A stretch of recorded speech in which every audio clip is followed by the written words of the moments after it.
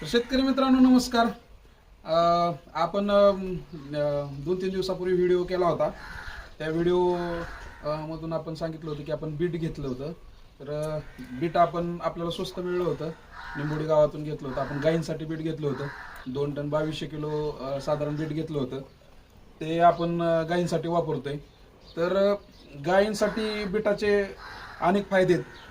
आणि जर आपल्याला शेतकऱ्यांना दूध उत्पादकांना जर जवळ परिसरात कुठं स्वस्तात जर बीट मिळलं तर अवश्य त्या गुरांच्या चाऱ्यामध्ये वापर केला तर नक्कीच त्याचा फायदा होणार आहे.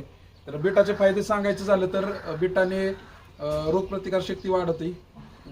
बीटाने रक्त वाढण्यास मदत होते गायींना, रक्त शुद्ध होण्यास मदत होते. आणि सगळ्यात महत्त्वाचं म्हटलं तर हृदय आणि यकृत हे निरोगी ठेवण्याचं काम हे बीट करतं.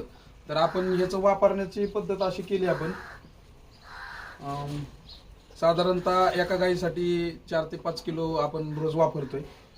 ह्याप्रमाणे आपण प्रत्येक गाईला देण्याचा प्रयत्न करतोय. अतिशय चांगला रिझल्ट आहे याचा.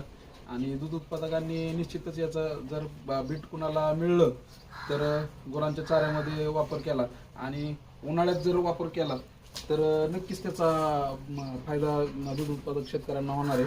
धन्यवाद.